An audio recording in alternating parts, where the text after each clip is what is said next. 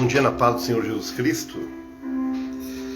Quão bom e quão suave é que os irmãos vivem em união.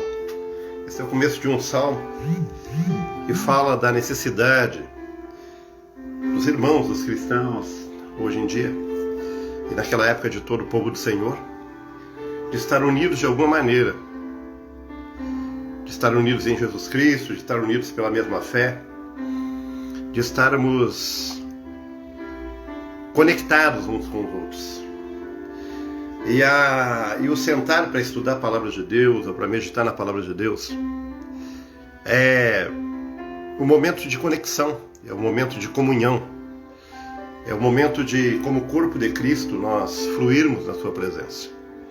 Então o salmista fala quão bom e quão suave é que os irmãos vivam em união.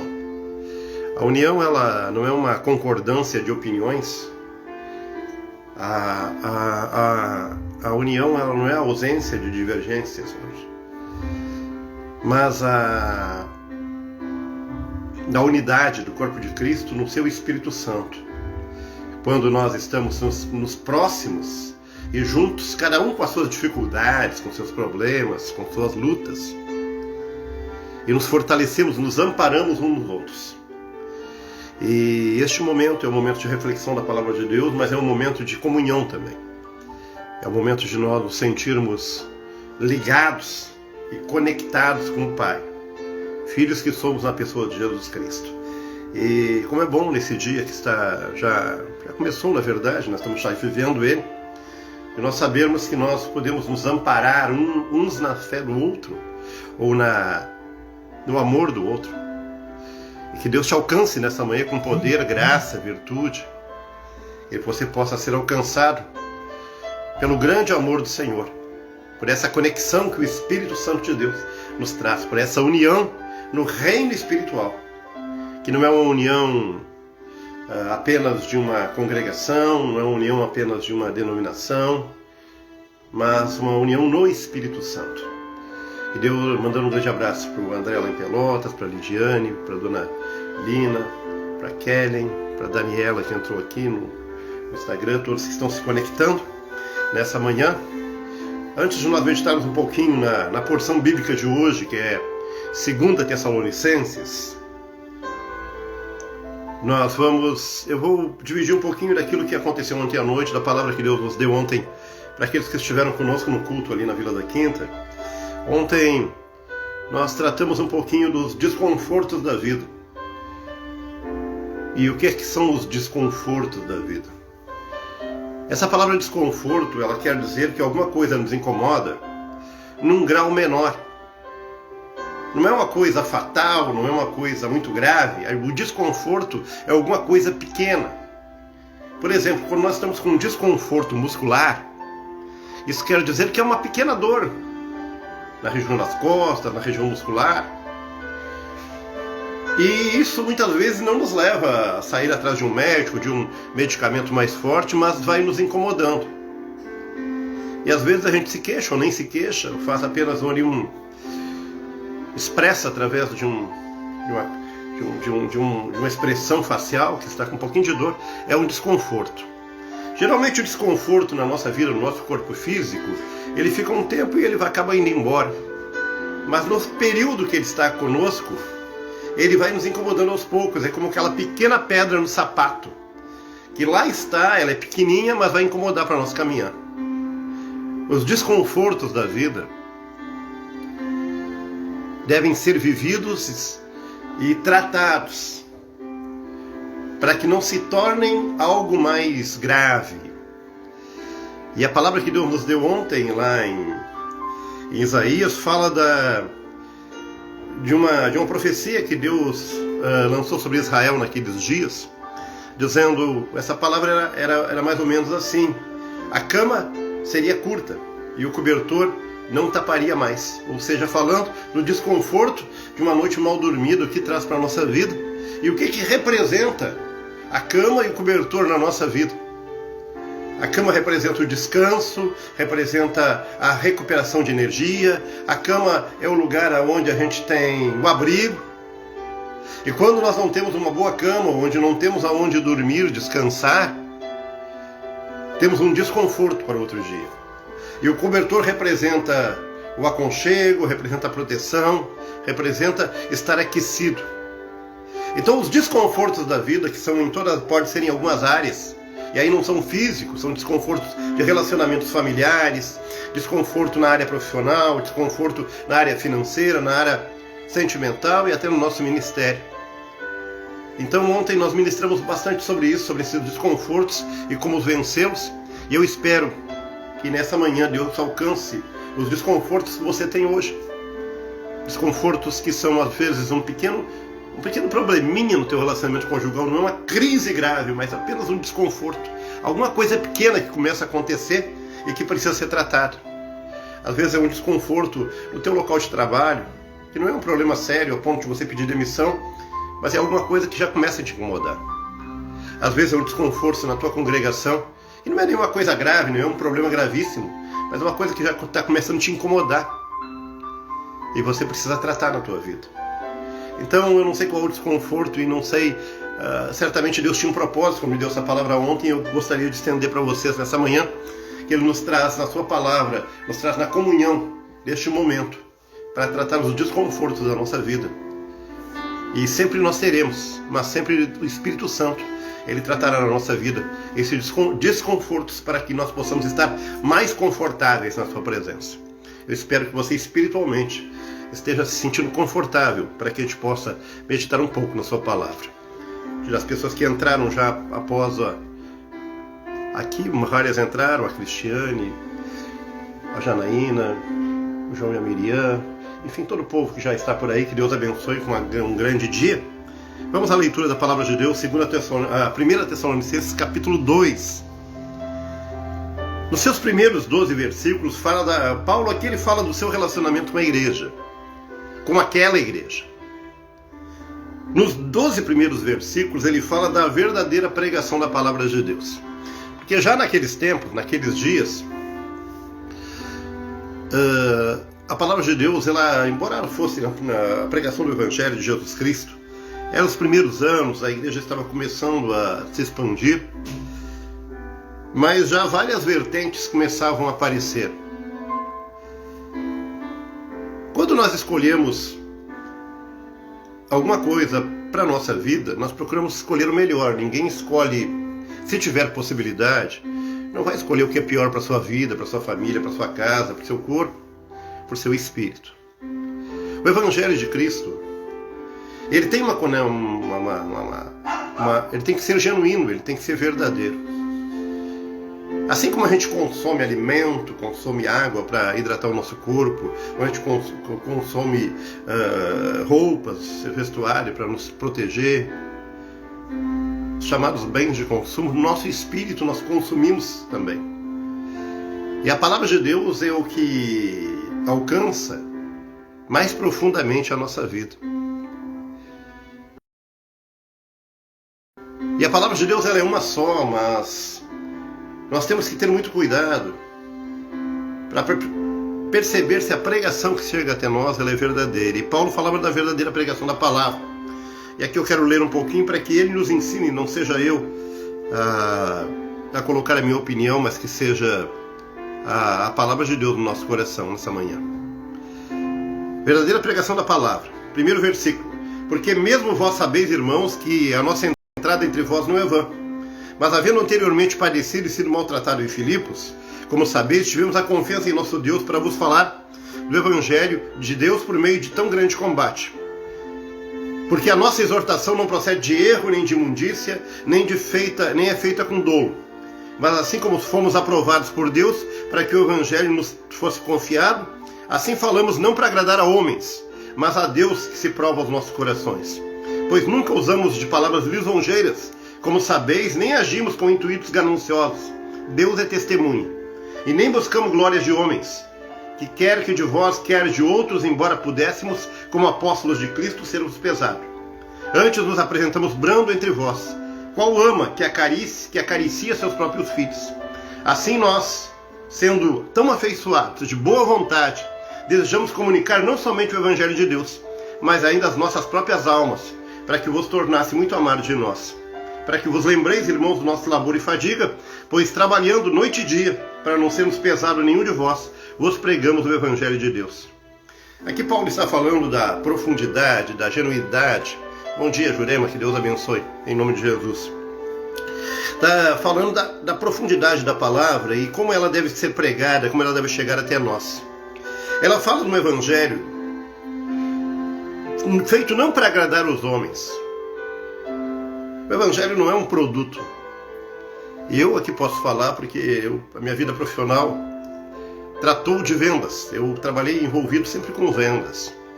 E quando você tem um produto para vender, você deve preparar ele, divulgar ele e expor ele da melhor maneira possível. Você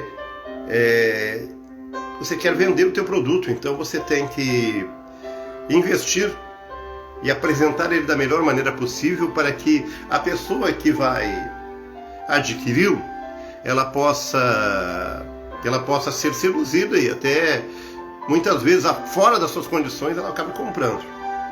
O Evangelho de Cristo ele não é um bem de consumo, não é um objeto. Então quando nós aqui fala que devemos ter o cuidado de apresentar esse Evangelho, porque ele é verdadeiro e ele não é feito para agradar os homens. O Evangelho melhor não é aquele que atrai multidões para ouvirem o que eles querem, para ouvir o que eles precisam, para aquele momento eles receberem o que eles precisam na sua vida. Antes de mais nada, o Evangelho ele traz a força do poder de Deus na nossa vida, mas ele traz a verdade. Ele traz uma decisão. O Evangelho sempre nos coloca para nós tomarmos uma decisão. E quando nós somos pressionados para tomar uma decisão imediata, nós não nos sentimos confortáveis. Se eu disser nessa manhã que na tua caminhada, na tua luta, nas tuas coisas, na tua vida, você precisa parar com tantas coisas que você tem buscado e tomar uma decisão na tua vida espiritual. Se eu disser que o amanhã pode ser tarde demais, se eu disser para você que o Evangelho nos fala que Cristo é para ser aceito hoje, para ser vivido hoje, que de todas as coisas, as urgências da nossa vida, nós temos que tomar uma decisão. Não é talvez o que você queira ouvir nesse momento. Às vezes nós queremos ouvir, olha, eu posso esperar um tempo um pouco mais, eu posso pensar um pouco adiante. Sabe, a palavra, ontem eu falei de desconforto, e a palavra de Cristo ela traz um desconforto para a nossa alma. Porque ela fala de uma decisão para a eternidade. A decisão para a eternidade, quando nós formos para a glória, não vai ter alguém dizendo assim, vai passar. Ninguém vai dizer para você, quando você chegar e você não for com o Senhor, você estiver indo para o outro local que é o inferno. Ninguém vai dizer, olha, vai passar. E essa tribulação vai passar, nem te preocupa, daqui a pouco ela passa. Porque a tribulação da eternidade, ela não passará. Os problemas dessa vida, as tuas lutas no casamento, as tuas lutas financeiras, as tuas crises, eu posso dizer para você, olha, vamos orar, meu amado, que daqui a pouco isso passa, tudo na vida da gente passa. A gente usa essa expressão. Mas quando nós falamos da eternidade, depois que nós partimos dessa vida, nós teremos dois destinos, na glória com o Senhor ou no inferno. Depois que nós partimos dessa vida, nós não teremos mais desconfortos. Nós teremos uma eternidade de uma decisão que nós vamos tomar agora. Então o Evangelho nos leva a uma decisão. Evangelho que não leva as pessoas à decisão, que apenas trata dos seus investimentos, dos seus empreendimentos pessoais, das suas realizações pessoais. E não trata da verdade eterna. É um Evangelho que não é verdadeiro. E é legal a gente vir para a internet falar coisas que as pessoas querem ouvir, pregar sobre prosperidade, profetizar bênção na tua vida. Nós todos precisamos disso, como corremos atrás. Mas nós precisamos de um Evangelho verdadeiro que transforme o nosso viver. E para isso a gente é levado a uma decisão. E o Evangelho de Cristo, ele é pregado sempre à espera que nós tomamos uma decisão. Decisão da salvação, depois a decisão a cada dia de nós recebermos essa palavra e tomarmos uma atitude em relação a ela. O que eu vou fazer com essa palavra? O que eu faço com a palavra de Deus? Eu a estudo como eu estudo uma matéria, uma disciplina da escola, da faculdade e aprendo muito dela? Não. O Evangelho é ou sim ou não. Um dia Jesus Cristo disse que a nossa palavra, ela é sim ou não, ela não é daqui a pouco, ela não é mais ou menos, eu vou ver. Deixa eu perguntar para o meu esposo, perguntar para o meu pai, deixa eu resolver os problemas meus. O Evangelho traz um impacto na nossa vida, é o que Paulo estava falando. Pois nunca usamos de palavras lisonjeiras. Palavras lisonjeiras são palavras que agradam, que massageiam o ego do ouvinte ou de quem recebe. E, como sabeis, nem agimos com intuitos gananciosos. Paulo falava que ele não tinha intenção gananciosa ao pregar a palavra de Deus. A verdade da palavra não pode trazer por trás dela alguém que quer se realizar, que quer se locoplitar financeiramente ou de outra ordem. O verdadeiro evangelho não pode ser levado em mentira. Eu não posso levar o verdadeiro evangelho preocupado com qual o retorno financeiro que as pessoas vão me dar, ou qual o retorno de atenção que as pessoas vão me dar. O evangelho é tão verdadeiro e tão potente, tão poderoso, que ele traz dentro da sua palavra uma verdade tão profunda e tão intensa na nossa vida. Bom dia, Daiane. Que Deus te abençoe em nome de Jesus. Nós estamos estudando 1 Tessalonicenses, capítulo 2. Primeiro 12 versículos fala da verdadeira pregação da palavra. E essa é uma palavra um pouco dura, porque a verdadeira pregação, ela mexe com a gente. Nem buscamos glórias de homens, nem quer de vós, quer de outros, embora pudéssemos, como apóstolos de Cristo, sermos pesados. Para antes nos apresentamos brando entre vós, a qual ele quer dizer qual a mãe que acaricia seus próprios filhos. O Evangelho, embora ele tenha uma verdade profunda, ele é usado com amor, como fosse um pai e uma mãe acariciando seus filhos. Porque é assim que Deus nos acaricia com sua palavra. É assim que ele nos corrige com sua palavra. Assim nós, sendo tão aperfeiçoados de boa vontade, desejamos comunicar não somente o Evangelho de Deus, mas ainda as nossas próprias almas, porquanto vos tornasse muito amados de vós. A grande ministração do Evangelho é quando ela como um perfume toma conta do nosso espírito, da nossa alma, a ponto que a gente transmite, e esse perfume agradável ele alcança as pessoas. Você já chegou num ambiente, está num ambiente, de repente chega uma pessoa com um perfume muito bom, bastante perfume, e aquele perfume invade o ambiente, fazendo ao ponto de você olhar e procurar de onde vem aquele perfume? E como é agradável a gente ter um ambiente com um odor, com um perfume bom, agradável, não forte, né? Sabe aqueles perfumes que você às vezes está no ônibus, está numa sala de espera e entra alguém com aquele perfume sufocante, doce, profundo demais e incomoda o nosso sentido?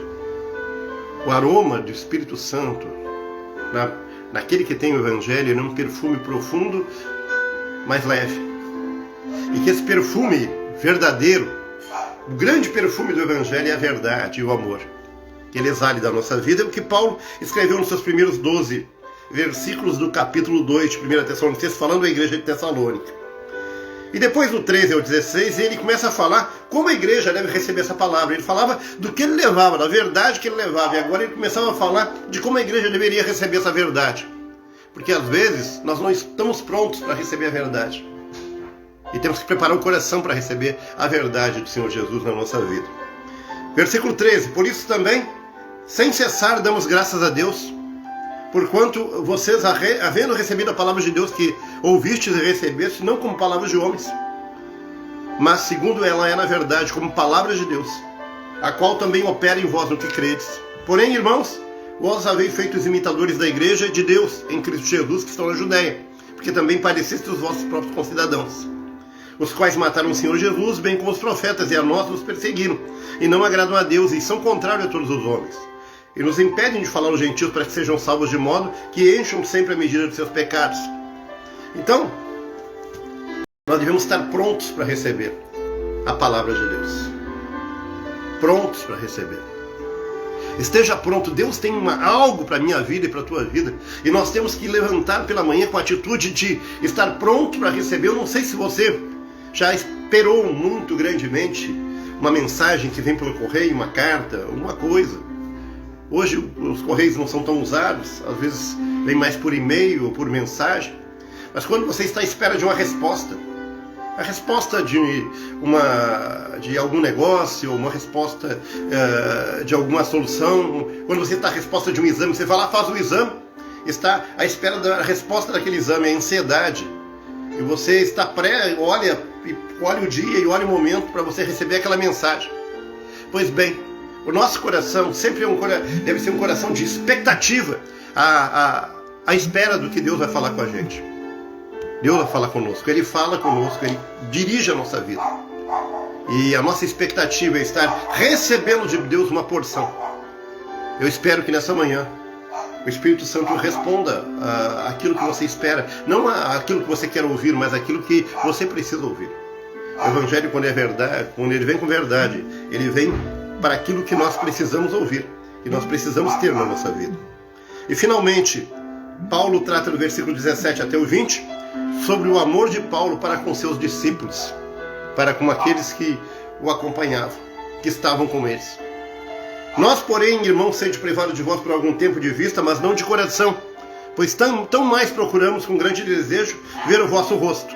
Pelo que quisermos ir ter convosco, pelo menos eu, Paulo, não somente uma ou duas vezes mais. E Satanás nos impediu. Porque qual é a nossa esperança, o gozo, o coroa de glória, diante do nosso Senhor Jesus na sua vinda? Porventura não sois a vós? Na verdade, sois vós a nossa glória e o nosso gozo. Paulo aqui fala do desejo que ele tinha de chegar a Tessalônica. A primeira vez que ele esteve em Tessalônica, ele esteve por 3 sábados pregando na sinagoga. E ele foi expulso daquela cidade por perseguição. E ele enviou Timóteo, que foi a pessoa que fundamentou a igreja em Tessalônica. E agora, ele conta aqui que ele tem um grande amor por aquela igreja. Ele tentou ir 2 vezes lá, mas ele foi impedido, segundo a palavra que nós vemos dele próprio. Satanás criou alguns empecilhos e ele não conseguiu ir lá. Mas o Espírito Santo foi. E estava com aquelas vidas. Mas o que ele falava é que, embora longe fisicamente, ele tinha um grande amor para com eles. Todos nós sabemos quando nós somos amados. Quando uma pessoa se dirige a nós com carinho, com amor, nós nos sentimos amados. Não são palavras, não são mensagens da internet, daquelas prontas que falam de amor e de carinho. E às vezes não precisa de atitude, é algo que vem e que a gente percebe que existe um amor profundo. Paulo falava desse amor profundo com aquela igreja, para com seus discípulos, para com aqueles lá estavam. E nessa manhã, o amor de Deus, para nós encerrarmos essa breve meditação, ela possa encher o coração de vocês, o nosso coração. Saber que nós somos amados do Pai, mas que Deus levanta pessoas para nos amar e expressar esse amor para conosco. E eu sei que você percebe aqueles que te amam em Cristo Jesus. Você percebe quando você é amado do Pai, que esse amor ele é transferido através da vida de alguém sobre a tua vida. E aqui eu não estou falando de amor fraternal, amor familiar, que nós temos nos nossos relacionamentos familiares, e de parentes, e de familiares, nem no amor que existe nos nossos relacionamentos sentimentais, mas estou falando do amor do Pai, que desce do trono de Deus. 2 Tessalonicenses fala sobre a verdade do Evangelho, a pregação e a verdade do verdadeiro Evangelho. Fala de como se preparar para receber essa verdade na nossa vida. E Paulo acaba falando, encerrando, sobre o grande amor que ele tinha ao expressar isso. Então assim depois você pode ler com calma os 20 versículos do capítulo 2 de 1 Tessalonicenses. Vamos orar por isso nessa manhã. Que o Senhor seja o nosso conforto e que Ele tire os desconfortos da nossa vida. Que nós possamos lidar com os desconfortos que vêm. E às vezes a gente tem desconforto no espírito. Às vezes a gente alguma coisa está dando errado por aqui. Alguma coisa está me incomodando. Não é uma coisa muito grave. Não chega a ser uma perturbação. Não chega a ser um ataque do inimigo, mas a gente está com uma perturbação no espírito. Uma pequena perturbação, isso podemos chamar um desconforto espiritual. Mas muitas vezes isso pode estar apontando para nós. Se nós não buscarmos, não tratarmos isso vai se tornar algo mais sério na nossa vida. Quero orar com você nessa manhã. Senhor, eu te agradeço por essa manhã gloriosa, pelo esse dia de chuva aqui em Rio Grande, pela temperatura baixa da época do ano, e pela tua palavra que nós lemos. Paulo expressava nesse capítulo a verdadeira pregação do Evangelho e a responsabilidade que nós temos em sermos verdadeiros. E ele falava nessa palavra que não pregava para agradar a homens, não usava a palavra para lisonjear pessoas, não buscava proveito próprio. E essas coisas todas, meu Pai, nós recebemos de Ti nessa manhã. A verdade do Teu Evangelho que nos traz impacto, que nos traz tomada de decisão. Nós precisamos tomar decisão na nossa vida sobre aquilo que realmente nós queremos viver e ser para Ti, contigo. Nessa manhã é uma manhã de decisão, decisão de tomada no nosso ministério, decisão de nós mudarmos algumas atitudes que precisam ser tomadas, decisão, ó Pai querido, de vencermos alguns desconfortos na nossa vida, que nos tiram a paz, pequenas coisas que nos tiram a paz. Como o profeta falava, como fosse uma noite mal dormida, numa cama pequena e num cobertor curto. Muitas vezes, meu Pai, parece que nós estamos vivendo com um cobertor curto espiritualmente. Nós atendemos de um lado e parece que falta de outro. É como se nós puxássemos para um lado e faltássemos para o outro lado. Mas em nome do Senhor Jesus, a verdade do Evangelho, ela traz para nós que Tu és tudo na nossa vida e Tu cuida de todas as coisas. Pai querido, que possamos aprender também a receber a Tua palavra, a receber com o coração aberto, a estar disponível, a estar atento, a estar pronto para responder. O Evangelho sempre, Pai querido, nos traz para nós um questionamento, nos traz uma posição, nos pede uma posição. E nós não podemos mais deixar para amanhã, nós não podemos, Senhor Jesus, deixar para outro dia, nós não podemos protelar mais, nós não podemos botar a culpa em outras pessoas, nós não podemos botar a culpa no sistema, nós não podemos, Senhor Jesus, deixar para outra hora. Hoje é dia de decisão na nossa vida, e que o Teu Espírito Santo recaia, e também fala do Teu grande amor, expressado para aqueles que Te amam e para aqueles que Te servem. Que o Senhor alcance a vida de cada um, também cobrindo com poder, graça e autoridade, libertando de todo mal, curando a enfermidade, levantando cada família e cada lar, cada ministério em nome do Senhor Jesus Cristo. Graças a Deus. Amados, amanhã, 11h30 da manhã, a gente vai meditar sobre o capítulo 3 de 1 Tessalonicenses, onde Paulo ele continua ministrando muitas verdades para a igreja de Tessalônica.